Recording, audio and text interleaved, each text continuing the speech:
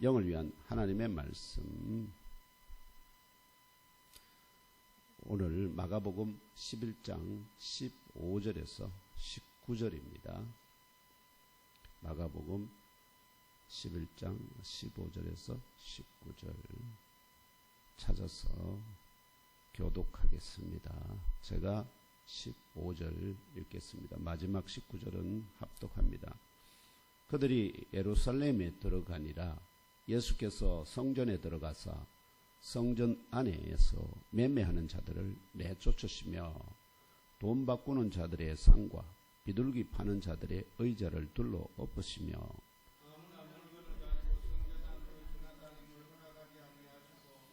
이에 가르쳐 이르시되 기록된 바 내 집은 만민이 기도하는 집이라 칭함을 받으리라 하지 아니하였느냐. 너희는 강도의 소굴을 만들었도다 하시매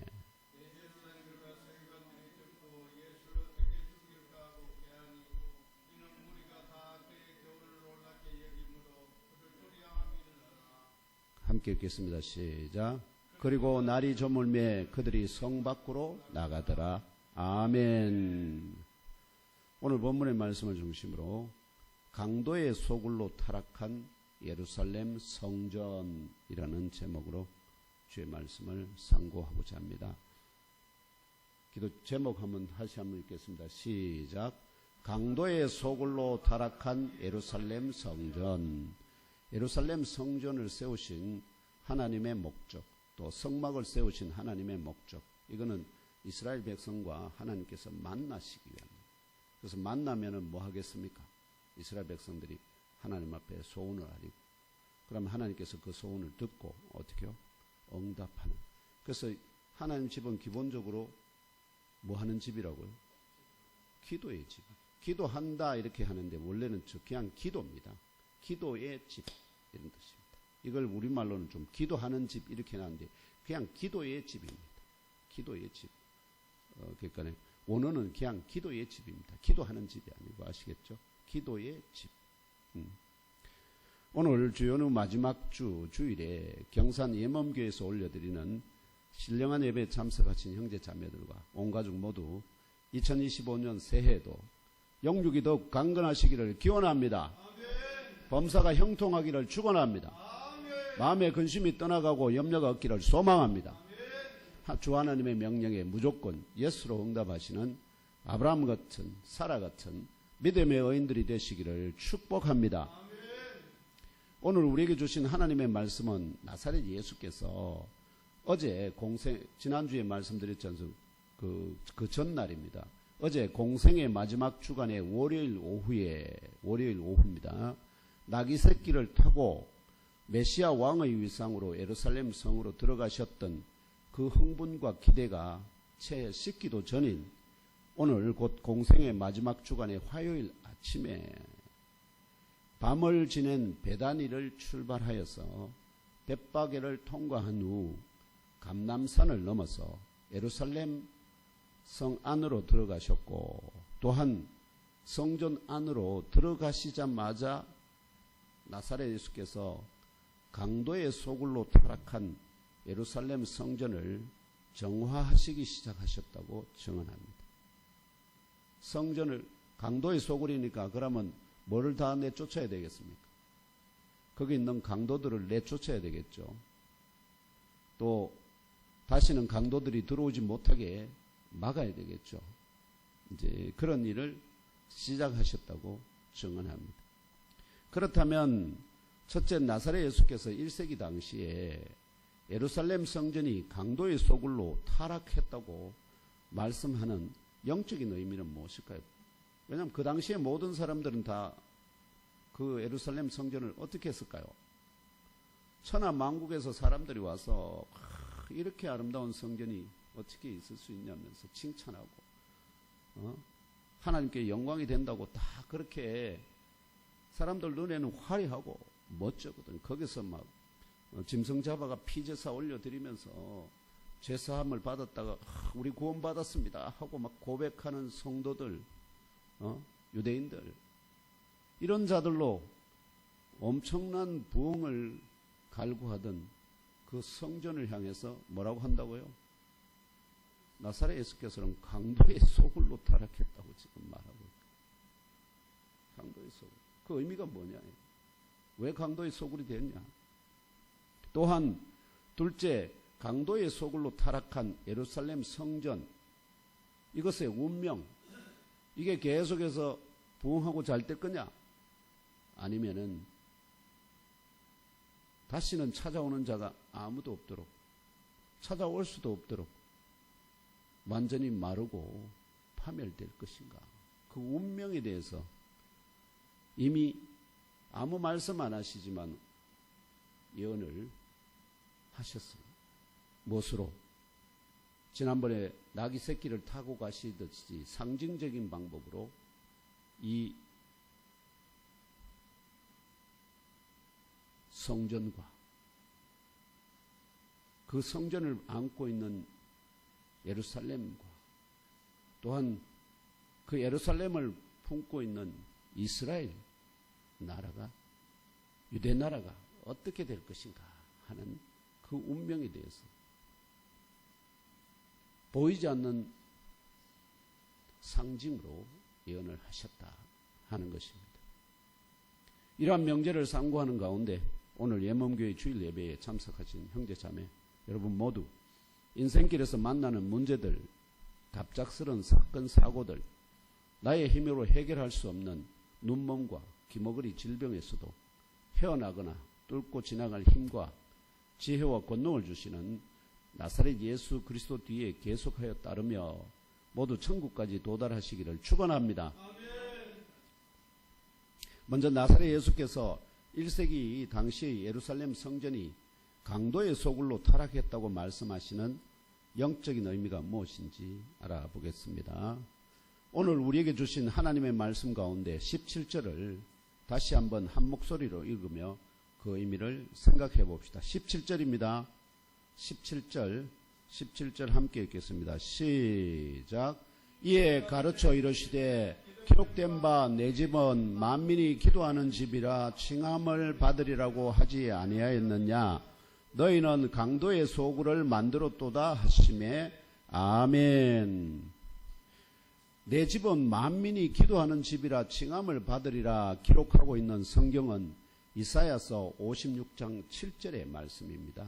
이사야서 56장 7절의 말씀인데 이사야서 56장 6절부터 읽어야 의미가 더 분명해집니다. 그래서 이사야서 56장 6절과 7절을 함께 읽으며 확인하여 봅시다. 시작. 또 여호와와 연합하여 그를 섬기며 여호와의 이름을 사랑하며 그의 종이 되며 안식일을 지켜 더럽히지 아니하며 나의 언약을 굳게 지키는 이방인마다 내가 곧 그들을 나의 성산으로 인도하여 기도하는 내 집에서 그들을 기쁘게 할 것이며 그들의 번제와 희생을 나의 제단에서 기꺼이 받게 되리니 이는 내 집은 만민이 기도하는 집이라 일컬음이 될 것임이라. 아멘. 믿음의 조상 아브라함의 때로부터 이스라엘의 신이라 아시죠? 이스라엘의 신입니다. 이스라엘의 신이라 불리시는 것을 즐거워하셨던 여호와 하나님께서 이제 아모스의 아들 선지자 이사야의 사역 후반부입니다.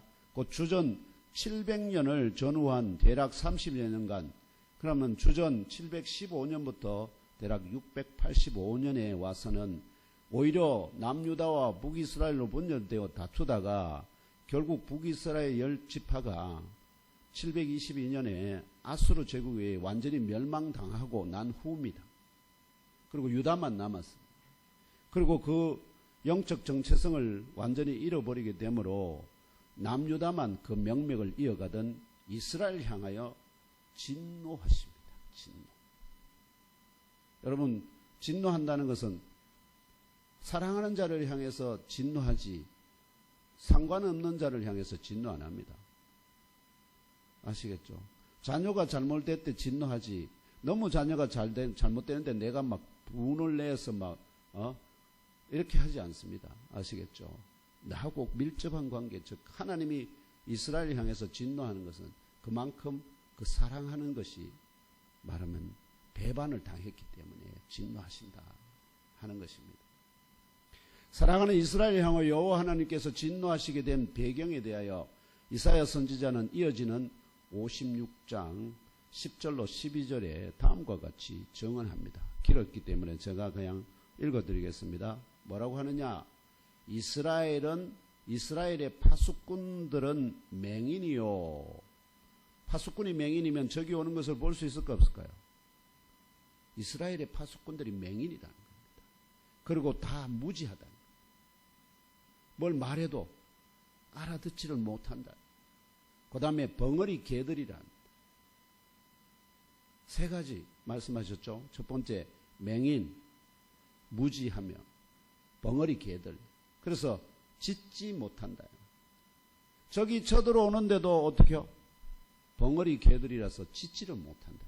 뭐만 주면, 개들은 뭐만 주면 좋아할까요? 먹을 것만 주면 그냥. 또 다 꿈꾸는 자들이며 누워있는 자들이요. 파수꾼이 누워있으면 어떻게 되죠? 저기 오는지 아는지 볼 수 없죠. 또한 잠자기를 좋아하는 자들. 파수꾼이 잠자기를 좋아하니 틈만 나면 잠들어서 어떻게요? 지금 나라가 침탈을 당하는지 안다는지 이걸 모른다. 그게 이스라엘의 파수꾼을 향한 하나님의 경고입니다. 이 개들은 탐욕이 심하여 족한 줄을 알지 못하는 자들이요. 그들은 몰직한 목자들이라 다 제 길로 돌아가며 사람마다 자기 이익만 추구하며 자기 이익만 추구한다는 사람입니다.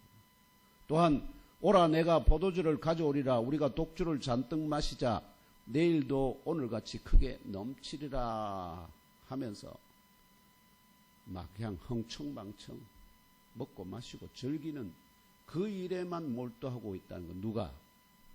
이스라엘의 파수꾼들이. 원래 파수꾼들이 군인들이 있으면 보호하면 그 안에 있는 백성들은 편하게 지내잖아요. 그런데 그 파수꾼들이 지금 벙어리 개들이고 맹인이 무지하고 잠자기 좋아하고 또한 뭐만 추구한다고요? 자기 이익만 따라서 남들이야 어떻게 되든 자기 이익만 추구하는 자들. 이게 이스라엘 사회에 하나님이 진노하시는 이유라는 거죠. 그래서 파수꾼은 적군의 침입을 감시하는 군사들입니다. 아시죠? 파수꾼. 우리는 보초 내지는 이런 자들 상기하는 영적인. 근데 하나님의 말씀하시는 것은 영적인 파수꾼입니다. 영적인 파수꾼.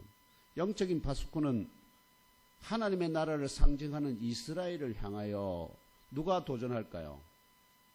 하나님 나라를 무너뜨리려고 하는 자들이 있습니다. 사람이 아닙니다. 바로 영적인 미혹과 타락을 일으키는 영적인 대적들의 침입을 방어하고 경계해야 될 책임을 맡은 선지자나 제사장 등을 의미합니다. 선지자는 하나님의 뜻을 백성들에게 알리는 것이고 그러면 경고하는 거잖아요. 너 그래 살면 어떻게 된다? 죽는다. 경고하는 것이 파수꾼들. 또 제사장들은 뭐죠? 그래서 허물을 범한 자들을 어떻게 하죠? 씻어서 하나님의 진노로부터 구출해내는 일을 하는 자들입니다. 이 둘이 합해서 이스라엘 백성들의 무엇을 이스라엘 나라의 영적인 건강을 안전을 담보해 나가는 바로 그런 자들인데 이들이 바로 아브라함과 사라 같은 의인이어야 되는데 그들이 뭐가 됐다는 거죠? 개 같은 자들이 되었다 하는 것이다. 먹을 것만 주면 뭐든지 그 주는 자에게 덕이 되도록. 그래서 이스라엘 선지자와 제사장들이 영적인 맹인 그리고 다 무지하다. 그들은 벙어리 개들이라서 짖지 못한다. 그들은 다 꿈꾸는 자들이다. 누워있는 자들이요 잠자기를 좋아하는 자들이다. 이 개들은 탐욕이 심하여 족한 줄을 알지 못하는 자들이다. 아무리 먹고 먹어도 계속해서 먹으려고 그냥 달려드는 아기 같은 그들은 몰지각한 목자들이다. 다 제 길로 돌아가며 사람마다 자기 이익만 추구한다. 목자인데 자기 양들의 이익을 추구하는 게 아니라 누구의 이익을? 자기 이익만 추구한다. 자기 이익만. 그래서 오라 내가 포도주를 가져오리라. 우리가 독주를 잔뜩 마시자. 내일도 오늘같이 크게 넘치리라며 즐기고 노는데 정신이 없는 사회가 바로 이사야가 지금 경고하는 사회입니다. 이러한 역사적이고 영적인 배경 가운데 이스라엘의 신 여호와 하나님께서는 혈통적 이스라엘을 넘어 이방인을 포함한 영적인 이스라엘을 세우실 것을 이사야 선지자를 통하여 예언하십니다. 근데 영적인 이스라엘은 이스라엘 나라 전체를 불렀지만 이방인들은 어떻게요? 영적인 이스라엘은 한 사람 한 사람을 부른다. 이렇게. 한 민족을 부르지 않습니다. 아시겠죠? 많은 분들이 우리 이 민족 통째로 하나님께 쓰임을 천만해요. 그거 아닙니다. 한 사람 한 사람, 이방인마다, 아시죠? 이방인마다 합니다. 이방인마다.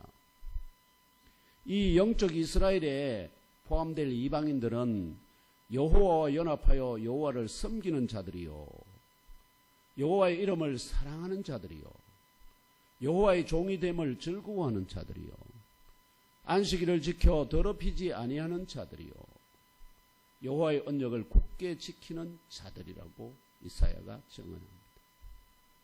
영적 이스라엘의 신 여호와 하나님께서 이들 이방인들을 다음과 같이 대우하실 것을 예언하십니다. 어떻게 이들을 대우할 것이냐?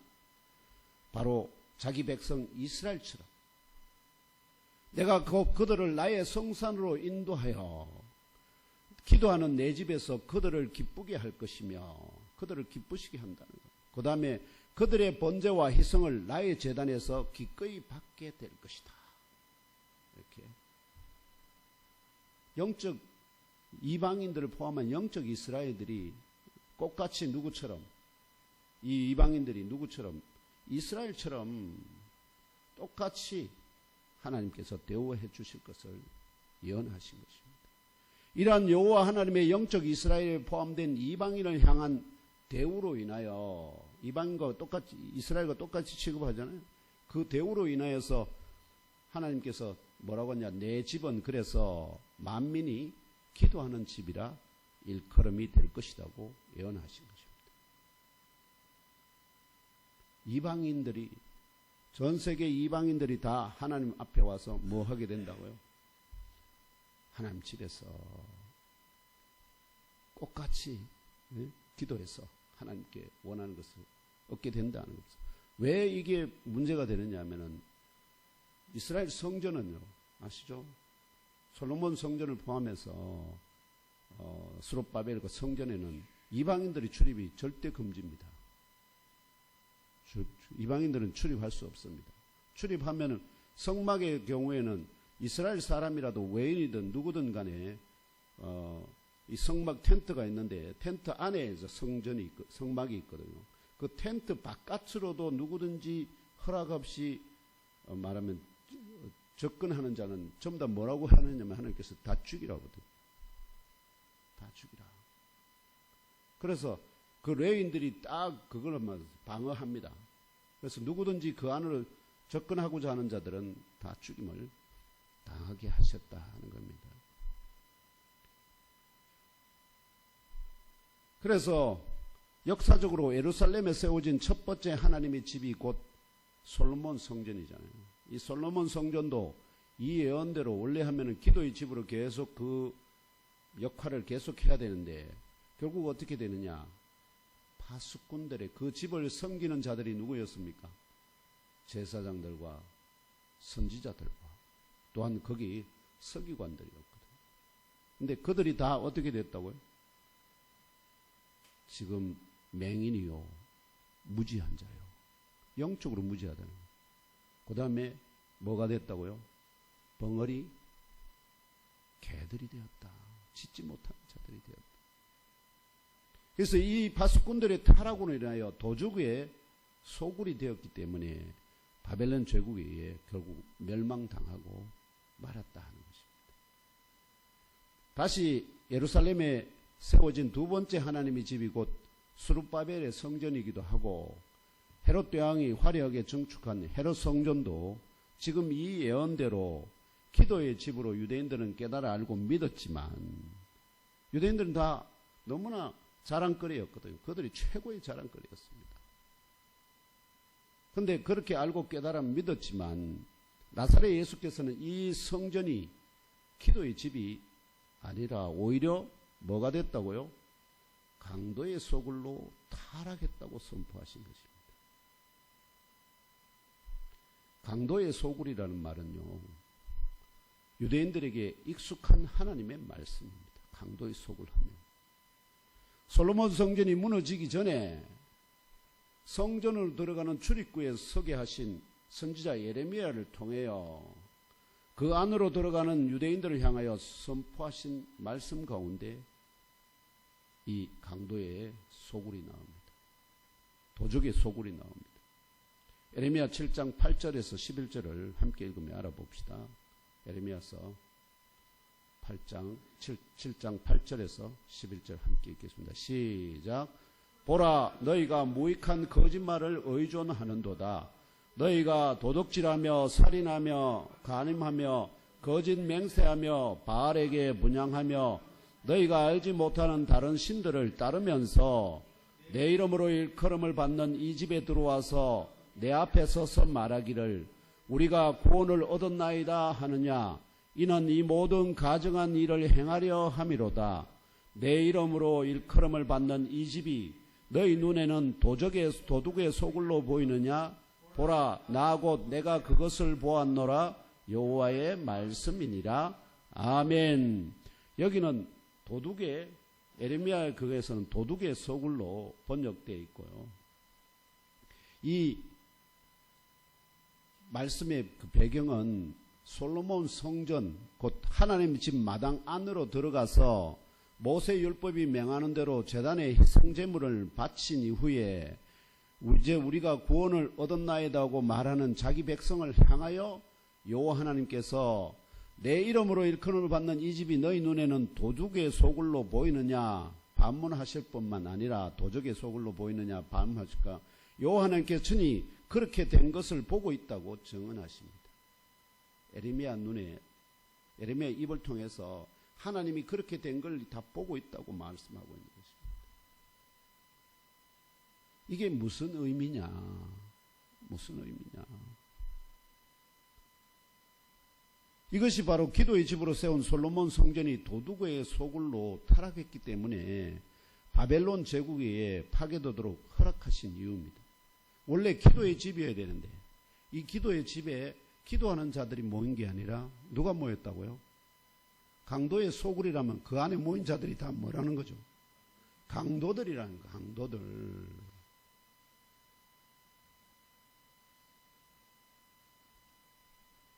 그런데 이제 그럼 유대인들에게 반문할 수 있습니다. 아니, 하나님께서 모세 율법이 명하는 대로 제단에 하나님께서 모세 율법을 세웠지 않습니까? 그 백성들 가운데 허물이 있거나 실수를 죄를 범하거든 어떻게 하라고요? 희생 제물을 들고 성막이나 성전에 나아가서 뭐 하라고요? 제사장에 그것을 주면서 자기 죄를 그 짐승에게 손을 얹어서 안수합니다. 내 죄를 네가 다 갖고 가라. 그러면 제사장은 그 죄를 잡아서 그 짐승을 잡아서 어떻게요? 각을 떠고 해서 기름은 번제로 그 다음에 고기와 이런 것들은 삶아서 하나님 앞에 올려드리는 이런 번제 제사를 행한다고요. 그러면 하나님께서 뭐 해주겠다고 약속했습니까? 그 죄를, 허물을 사해주겠다고 약속을 하셨습니다. 그런데 모세 율법대로 그대로 행했는데 하나님이 이걸 기뻐하지 않는다는 겁니다. 왜 그럴까요? 아니, 분명히 하나님께서 모세를 통해서 율법대로 이렇게 하면 내가 죄를 사해 주겠다고 약속해놓고 그 다음에 그렇게 한다고 지금 어떻게요? 마음에 안 든다고 지금 말씀하시는 거거든요. 왜 그럴까요? 문제의 핵심은 바로 이렇게 희생제물을 통하여 죄사함을 받는 목적입니다.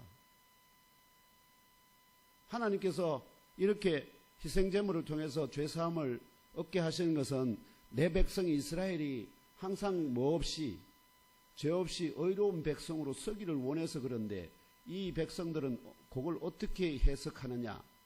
아무리 어떤 죄를 범하든지 간에 뭐만 하면 하나님 앞에 나아가서 희생제물 드리고 뭐만 하면 제사만 드리면 사함을 받으니까 그러면 어떤 죄를 범하든 뭐가 안 됩니까? 양심의 가책을 받을 필요가 있습니까? 없습니까? 왜냐하면 하나님 앞에 나아가서 희생제물 드리고 양 한 마리 잡아가지고 어떻게 하면 된다고요? 용서해 주이소. 이러면 되는데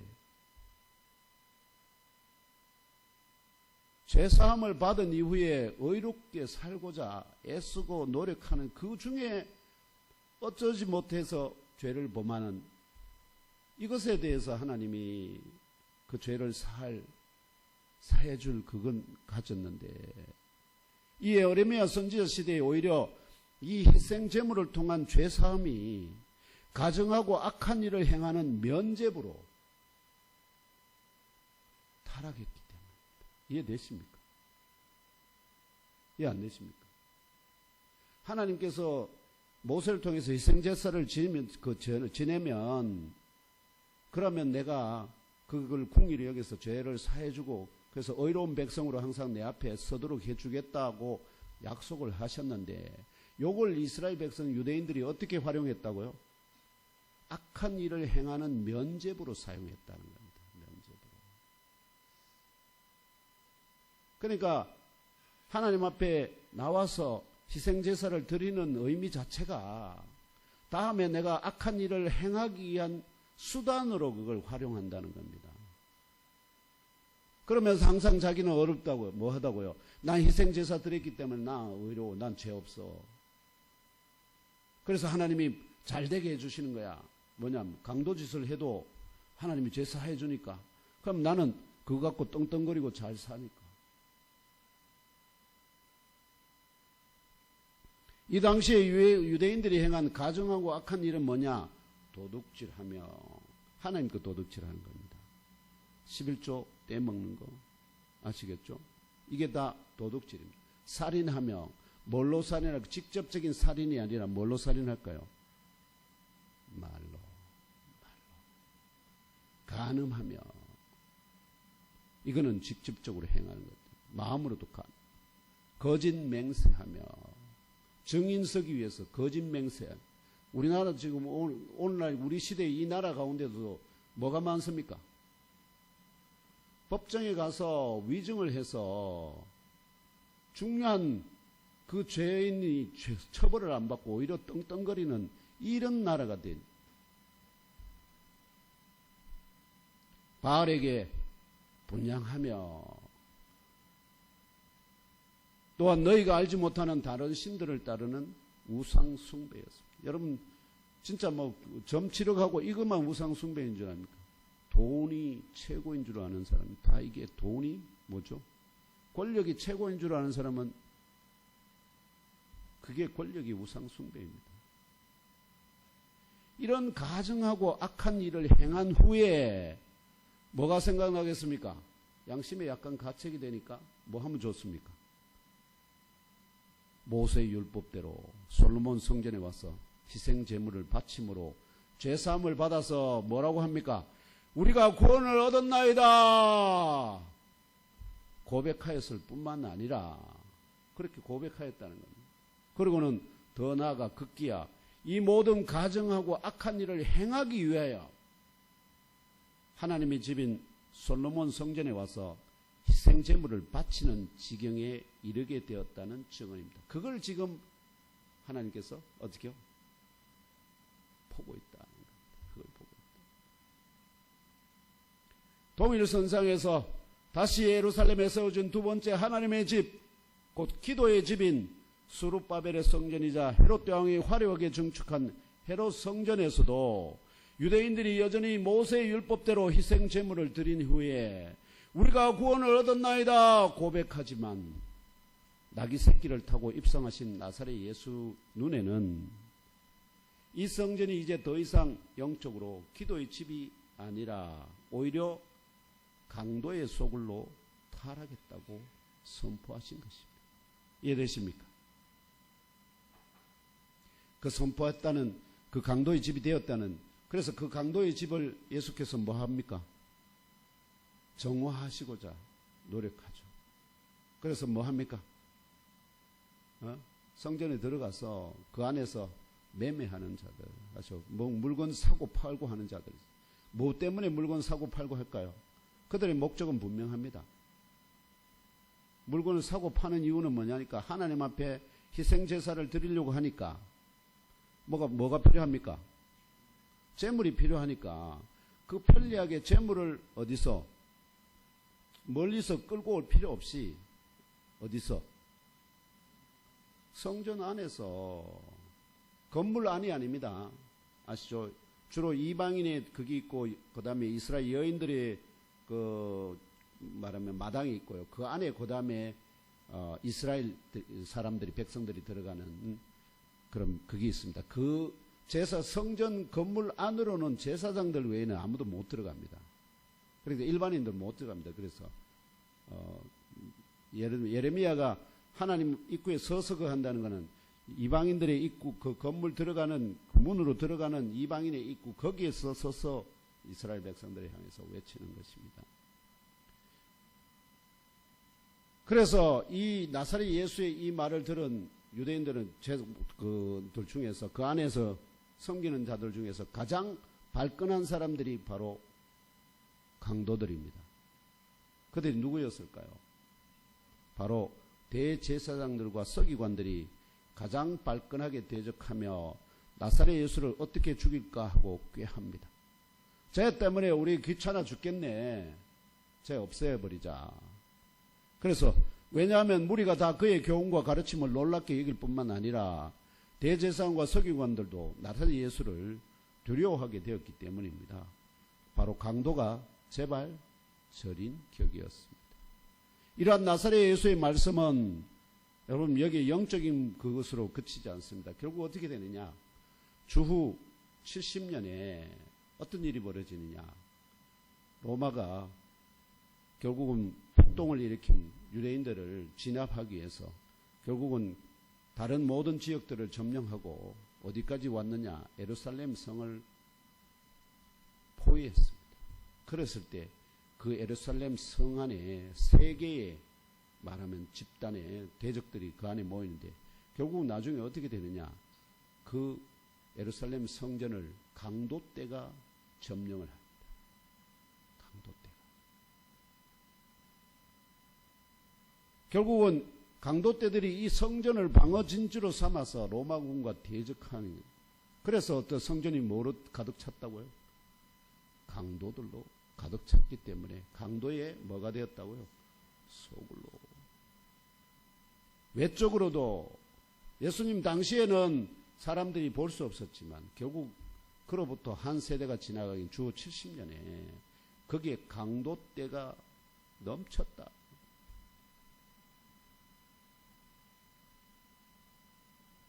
이러한 역사적 사실을 깨달아 그대로 예수님의 말씀은 어떠한 것인지 그대로 성취된다는 사실을 깨달아 하시고 믿으시기를 축원합니다.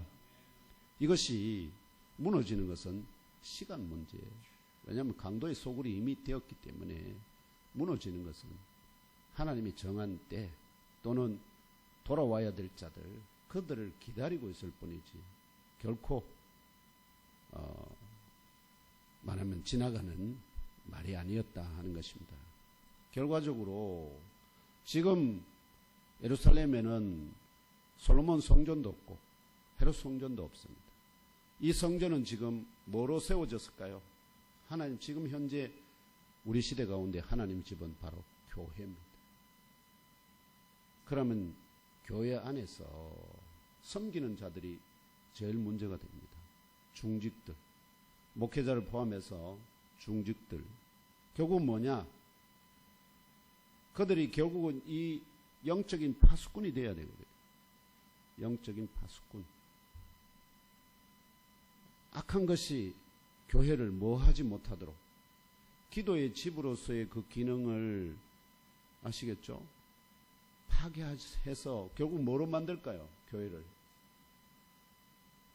강도의 소굴로 타락시키고자 합니다. 요즘 얘기 많이 안 들립니까? 뭐 목회자가 어디 뭐 사임하면서 뭐 10억을 내라든지 뭐 50억을 내라. 이게 실컷 그동안 거기서 섬기면서 하나님 섬긴다면서 온갖 명예와 그거는 다 받고 나가면서까지 뭐 해가 나갑니까? 하나님 집 강탈해 나가는 자들 이들이 뭡니까? 강도 아닙니까? 가만히 있어도 하나님께서 알아서 채워줄 건데 이게 지금 현실 교회의 문제입니다.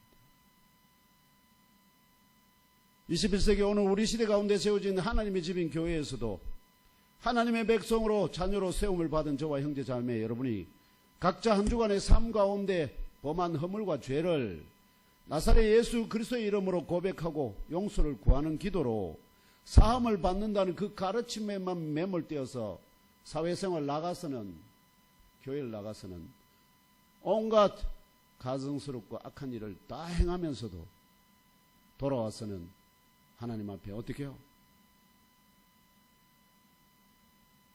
잘못했습니다. 용서해 주세요.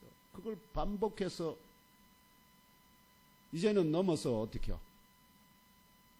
예배가, 기도가, 하나님 집이 그런 면죄부를 주는 마음의 양심에 꺼리는 그걸 해소해 주는 면죄부로 타락할 수 있다 하는 그게 이미 한번 역사 가운데 뭘 통해서요? 로마 캐톨릭 교회를 통해서 드러났다니까. 뭐만 내면은 성당을 지을 무엇을 헌금을 많이 하면 뭐 해준다고요? 죄 사함을 받아서 하나님의 낙원으로 돌아갈 수 있다고. 믿음으로만 가는 그 길을 뭘로?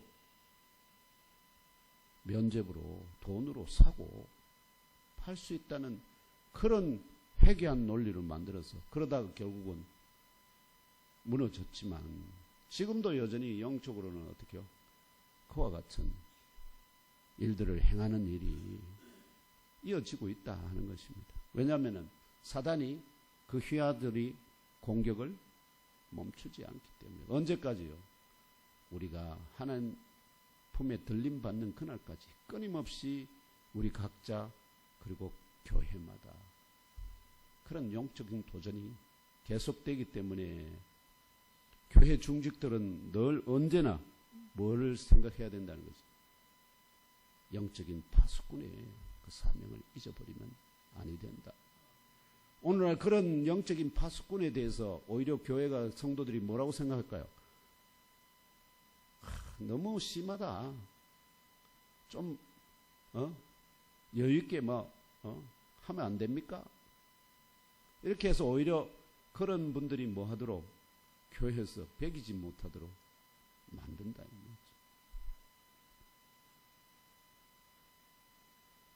교회 예배와 죄사함의 기도가 오히려 가증하고 악한 일을 행하기 위한 수단으로 타락하지 아니하도록 하나님의 집이자 기도의 집으로 나사렛 예수 그리스도께서 세우신 예몸 교회를 강도의 소굴로 타락시키지 않도록 영적으로 깨어있는 파수꾼이 모두 되시기를 주 예수님의 이름으로 축복하며 기도합니다. 아멘. 그렇지 아니하면 강도의 소굴로 타락하면 거기는 왜냐하면 성도가 있어야 될 그곳이 강도의 소굴로 가득하다면 하나님이 그 교회를 계속 유지할 필요가 있을까 없을까요? 지금 그런 징조가 나타나는 데가 유럽과 미국의 대형 교회들입니다. 워낙 크게 지었다 보니까 어떻게 해요? 그걸 유지하려니까 엄청난 비용이 들거든요. 그래서 전부 다 그걸 어떻게 할까요? 아무도 관리 없어요. 못해서 전부 다 팔아넘긴다. 오늘 말씀 전후에 무화과 나무같이 반드시 마르고 무너지게 되는 것을 믿으시기를 바랍니다. 그렇다면 강도의 소굴로 타락한 예루살렘 성전의 운명이 되어요. 나사렛 예수께서는 무엇으로 암시하셨는지 잠깐 살펴보겠습니다. 오늘 함께 읽은 말씀 바로 앞과 바로 뒤에 무화과 나무에 얽힌 이야기가 자리합니다. 이 무화과에 얽힌 이야기 장소가 베다니와 예루살렘 사이에 자리한 무화과의 집이라는 의미를 가진 동네가 있다고 그랬죠. 그 동네가 이름 뭐라고요? 벳바게. 베다니는 무슨 나무의 집이라고요? 대추야자의 집 베다니. 그림 한번 지도 한번 보여주시면.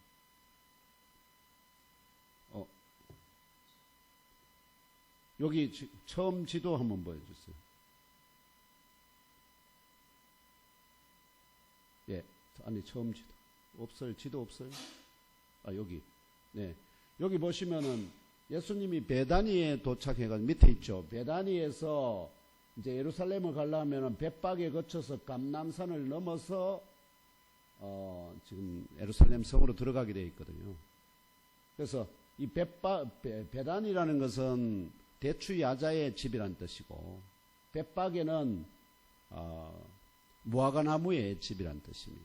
그리고 감람산도 마찬가지로 무슨 올리브 나무 아시죠? 올리브 감람산이 감람나무라고 보통 하게 돼요. 감람나무.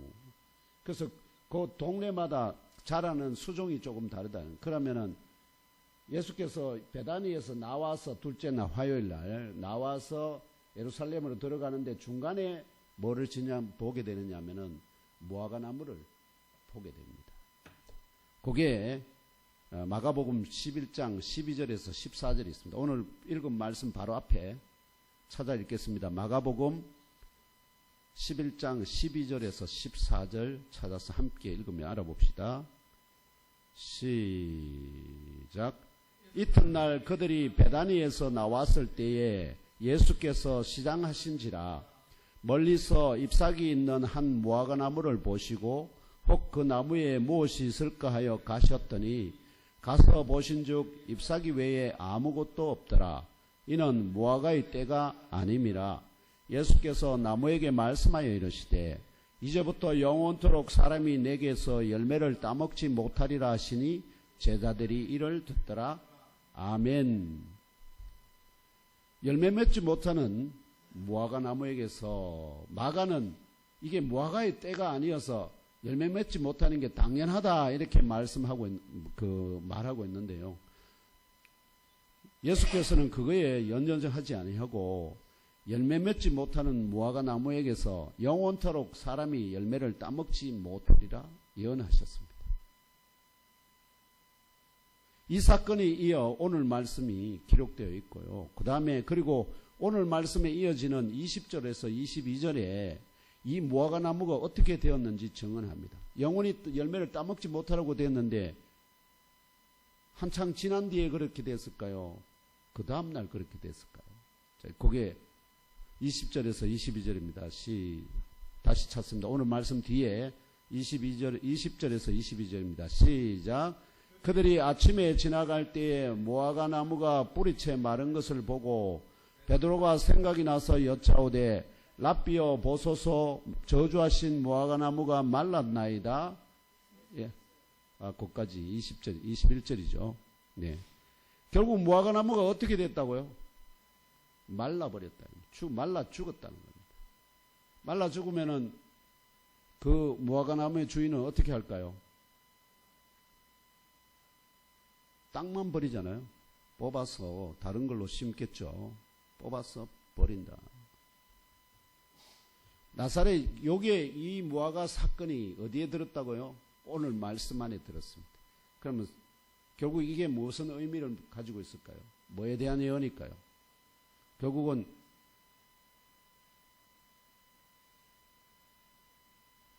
강도에 말하면은